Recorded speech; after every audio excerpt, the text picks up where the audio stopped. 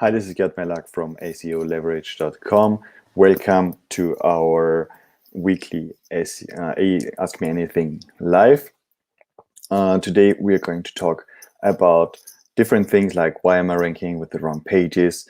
Can I do SEO with a single page website? We talk about guest posting, we talk about Google Sandbox, and we talk about click-through rates, one of my favorite topics because it's just so powerful.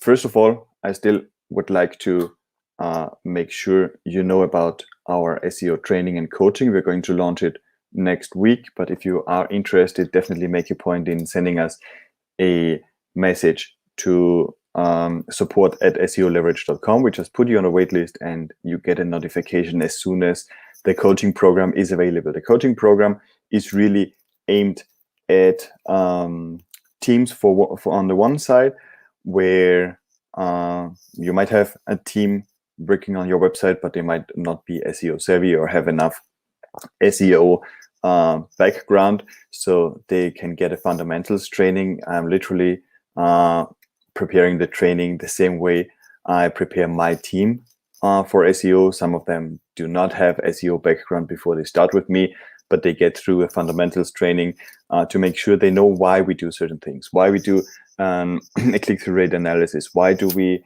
take out the site structure, why are we insisting so much in content clusters or topic clusters, etc. So these are all topics, keyword research, for example, or link audits. These are all topics we discuss on this training as well. The special thing about the training is that it's also a coaching. So there is a private coaching thread where you can ask me questions directly about your site. So apart from getting a fundamentals training for your team, if they or for you, if there are questions that concern your website in particular, or about the training, what wasn't clear and needs further clarification, there is a private coaching thread you can use. And also there is a monthly update on what's working for us at SEOleverage.com. For our clients, some case studies, etc. we only publish within this group. So definitely check out our site, send an email to support@SEOleverage.com, and my team is going to drop you a line as soon as this program is available. Sorry for my Instagram followers. We see there are some connection issues. Apparently Instagram lately doesn't seem to work very well for live calls here. We definitely are going to try to push a video on Instagram as well, afterwards at least, so you can get the training as well. These calls are being held every Friday at 10 a.m. Central European time. Make sure you follow SEOleverage.com. We announce them always in advance. And also send your questions to support@SEOleverage.com. We are happy to deal with them here on the calls, or give you an answer directly from our help desk so you can move forward. The first question we received was, why am I ranking with the wrong pages? And this is a very important one. I love this question because it's so much related to one of the most underestimated or underrated things about on-page SEO, which is internal linking. So what happens in these cases, we just had another project with the same issue.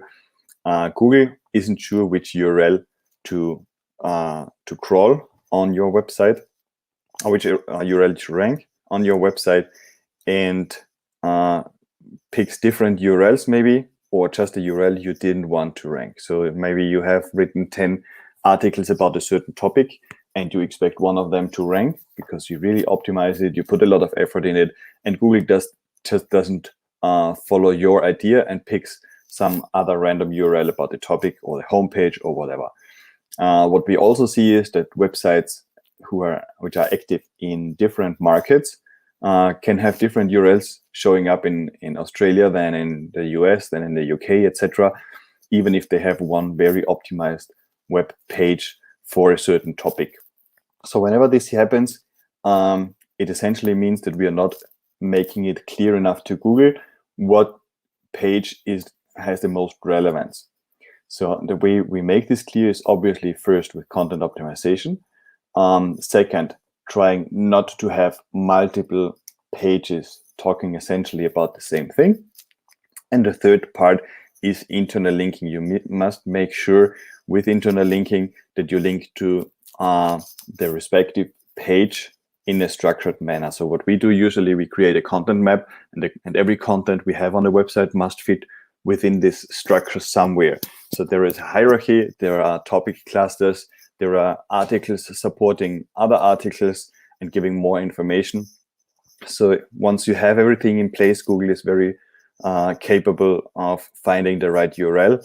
If Google doesn't find the right URL, really go back, work on your structure, work on your internal links, internally link to this page with varied relevant anchor tags from relevant places on your website, and you will see that the right URL is going to come up after a few days or maybe weeks, depends.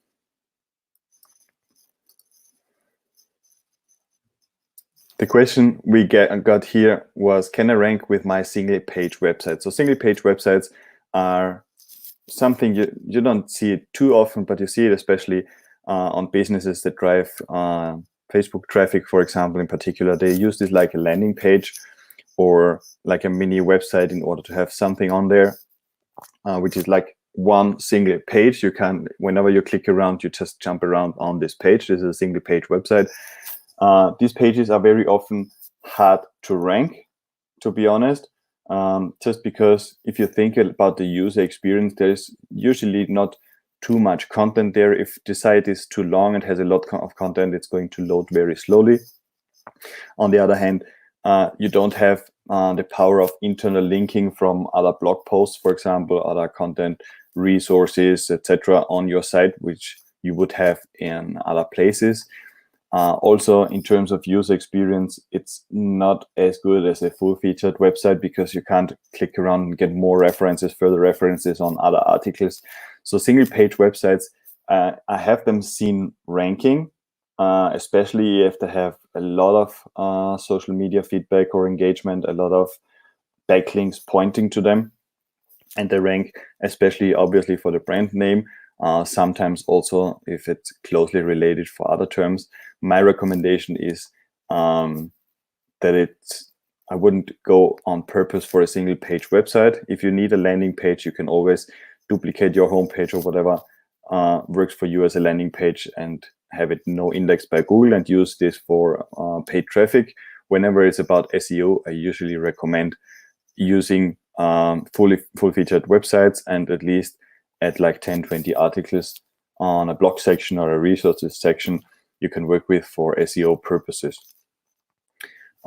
Definitely it can rank. You want to work very hard on your backlink profile and see what you can do in terms of user experience on this single page website. So it's fast, but it also gives enough references, maybe some external links, and see if you can get it ranking there. More often than not, I would add a blog section because usually single page websites very often are also based on a CMS that can handle like a resources or blog or news section, and add more content because it's going to give you more flexibility. The next question we got was about guest posting. Is guest posting still worth it? So guest posting essentially means that someone publishes content on another blog as a guest author. And in SEO, this is usually done because you would like to get exposure on the one hand on their website for your brand or for your name or for your content. And then usually you get a link pointing back to your website. So this is a strategy. Google doesn't like it, but it's, to be honest, one of the most powerful strategies you have in terms of branding as well, not only for SEO, but also about branding, because you essentially are the expert talking about a topic on another one's property and on another one's website, and they are kind of endorsing your brand to their audience. So it is very powerful. As long as the blogs are relevant to your niche, I would definitely pursue it from a very valid and high value point of view. So I wouldn't scale it too much, like starting to spin up articles that are too similar just to get a high quantity of guest posting. I would rather look at it like something I would want to do every week. For example, reach out to a few sites, see if you can if you're allowed to publish content on their website, if you can get some collaboration going, send them the content, high quality, unique content they can publish on their website, is also going to help them attract additional traffic. And if this page then links back to you, it's going to be very powerful. And over time, this compounds and is going to add a valuable source to your traffic. My team does this for clients as well. So guest posting is definitely worth it, but you need to have a very high value angle on it. Don't try to scale something that's usually based on one-to-one communication, agreements, collaborations, and aiming at win-win situations. How to skip Google Sandbox. So Google Sandbox is a phenomena which Google denies that it exists. Essentially, whenever you create a new website on a new domain, it takes a few months to start showing up in Google, usually. The reason why this happens is because Google doesn't know anything about it, and they use hundreds of signals about websites in order to determine when a website should be ranking or not. When a domain is new, they don't have any signals. So they don't know how it is doing on social media. They don't know, and they don't have any links pointing to this website to evaluate. They don't have any data on user experience, on people going to this website, telling how much time they're going to spend there, which queries they use to find and then stay on that website, etc. So they have no signals. They kind of have to guess them. And whenever they have to guess, it's going to take time, especially if this new domain doesn't have enough traffic. So what you want to do, usually in order to speed things up, because you obviously don't want to wait 6 months until or 3 months until your website shows up. One strategy, for example, we just did this on a project, is forwarding an older existing and a domain that was known by Google and very relevant for the new one. We just forwarded this domain to the new one, and I think within days the new one got ranking. The old one was based on I think e-commerce, and the new one on online marketing strategy.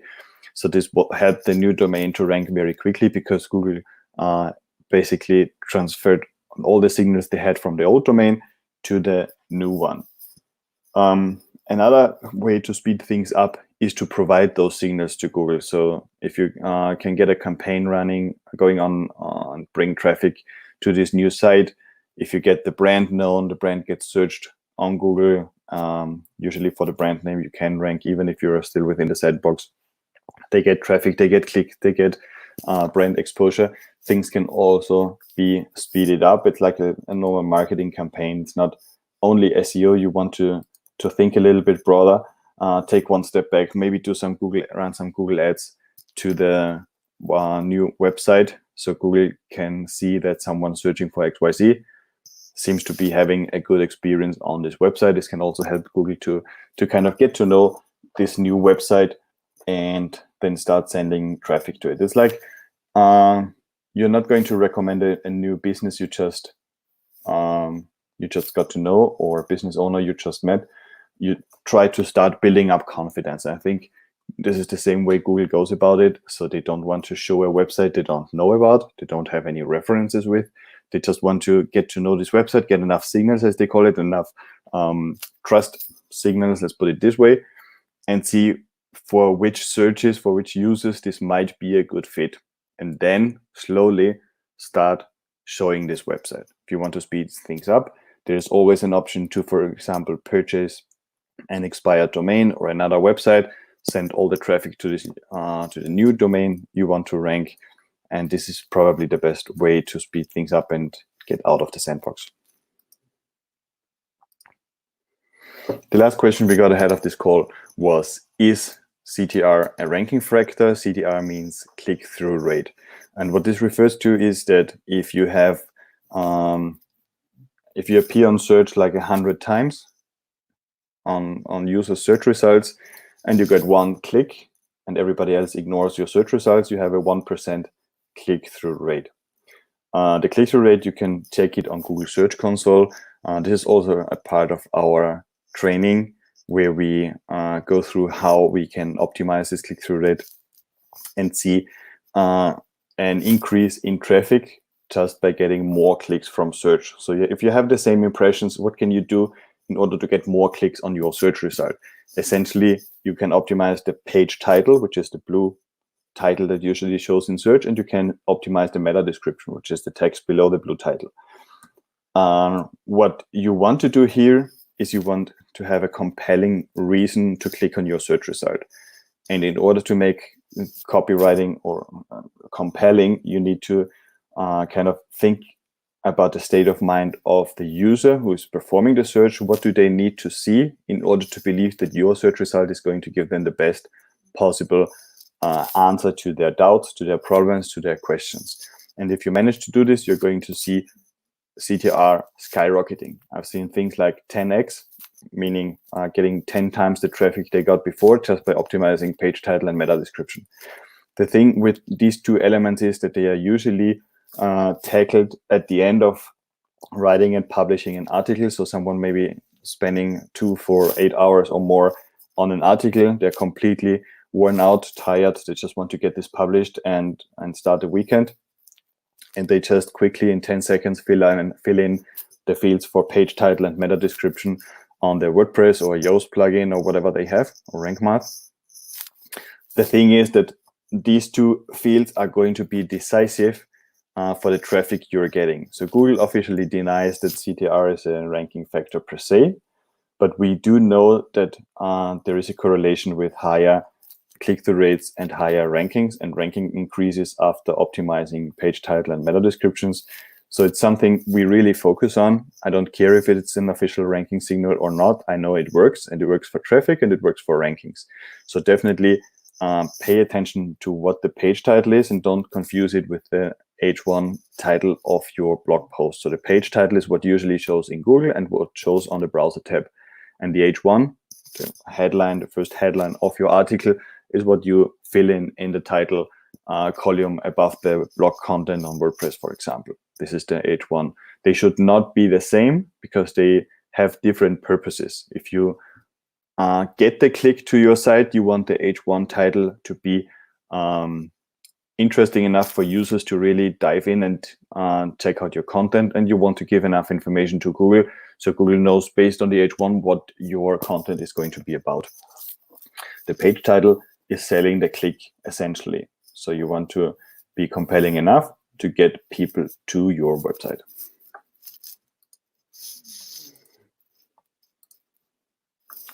Okay, these were the questions for today. Let me remind you again that our coaching program is going to be launched next week, probably Tuesday or Wednesday. Definitely, if you're interested, drop me a line at support@seoleverage.com. Show your interest on the course, and we're going to add you to the email list announcing the course launch.